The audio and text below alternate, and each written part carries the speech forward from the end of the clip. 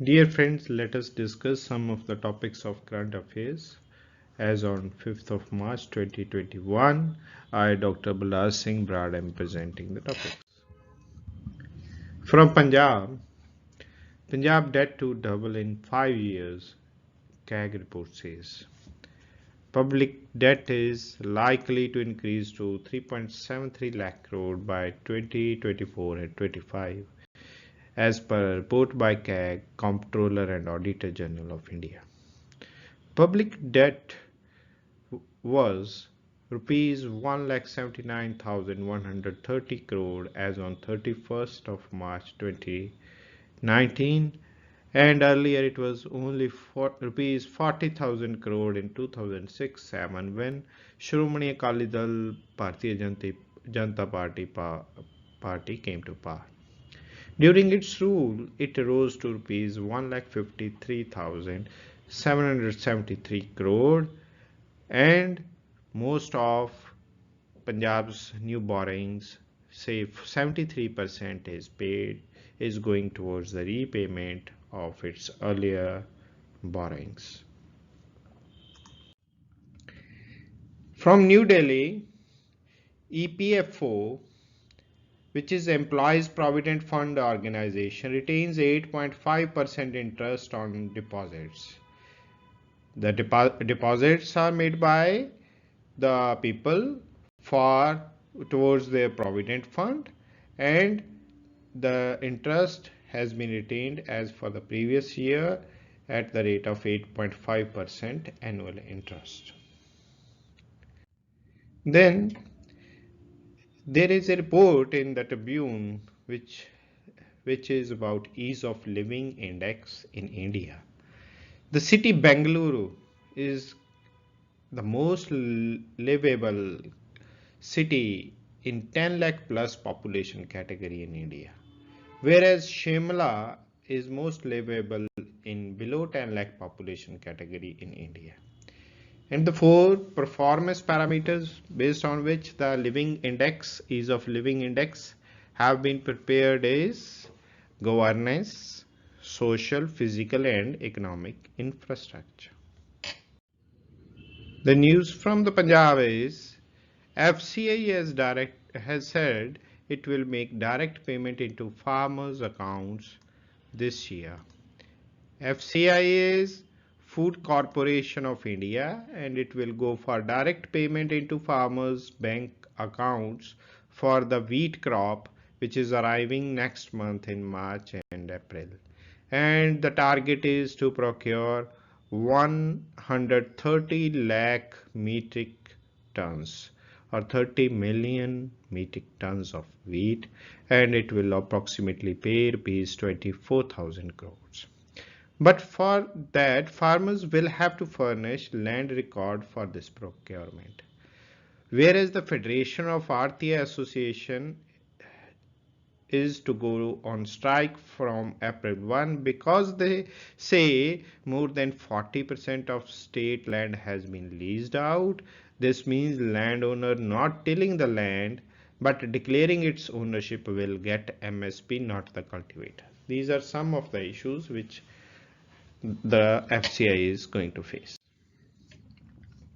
Then in Punjab cabinet has given its nod to 6 proposals of the 6th Punjab Finance Commission, and accepted recommendations are continuation of compensatory payments in case of loss of revenue from the abolition of octroi on power and liquor to local bodies for the year 2021-22. Continuation of 60% share of excise duty on IMFL, Indian made foreign liquor, and 10% share on auction money from liquor vends is to be devolved to the Panchayati Raj institutions and urban local bodies. The Finance Commission was constituted by the state under Section 3(1) of the Punjab Finance Commission for Panchayats and Municipalities Act 1994. Punjab Cabinet has hiked the Dr. Hargobind Khurana Scholarship. Cabinet has given its note to incentivize the class 10 students of government schools. The state will enhance the Dr. Hargobind Khurana scholarship amount from rupees 2,500 to rupees 3,000 per month, being implemented by the School Education Department Punjab since August 1, 2013. It is to promote brilliance among students. For students obtaining 90% marks or above. Earlier it was for 80% and above.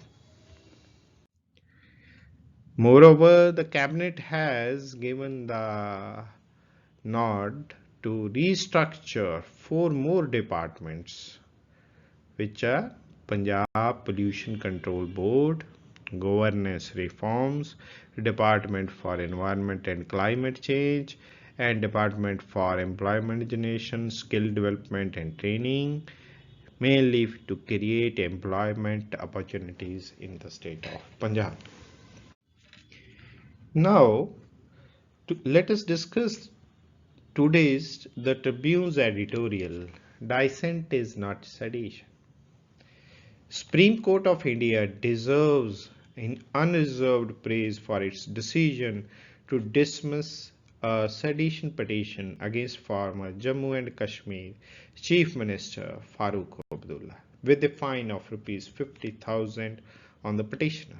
Unfortunately, the colonial era law, which says that whoever by words, either spoken or written, or by signs, or by visible representation, or otherwise brings or attempts to bring into hatred or contempt or excites or attempts to excite disaffection towards the government shall be punished with imprisonment for life.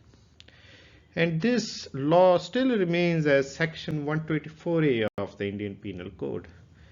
Till now, none of the founding fathers or the subsequent liberal government found this vague and draconian provision distasteful enough to get it removed from the statute book. Hence, this judgment, the Constitutional Court's order, assumes the status of a touchstone for the legality of the application of 124A. The learned judges have made it clear that dissent or disagreement with the decisions of the central government is not sedition. So, Disha Ravi and Farooq Abdullah can't be prosecuted simply because they do not agree with the government on farm laws or the abrogation of Article 370. There is no democracy without dissent and debate, as has been said by the Supreme Court. That the order came the very same day a Washington-based think tank, Freedom House, degraded India's status from free to partly free, points to conflicting facets of India's present-day predicament. While our institutions are trying to remain free, there is an attempt by those like the petitioners in the Abdullah case to make the country partly free by gagging dissent using those very institutions. The government should ensure that its image does not get sullied any further by its police or the vigilante groups, and it is in its interest to showcase India's free media and all other democratic institutions. On the business front, Wipro buys Capco for $1.45 billion. Wipro is an IT services major in India, working in information technology, and it has acquired London-based Capco, which is a global management and technology consultancy, for $1.45 billion. And the acquisition will strengthen Wipro as a consulting and IT services provider to the banking, financial services, and insurance BFSI sector. At the international level, defense deals with India show our commitment to its sovereignty. US has said. India's ambassador to the US, Taranjit Singh Sandhu, uh, we can see the photo of the ambassador, said military and security ties were stronger than ever before, and the sale of major defense equipment to India now stands at $20 billion.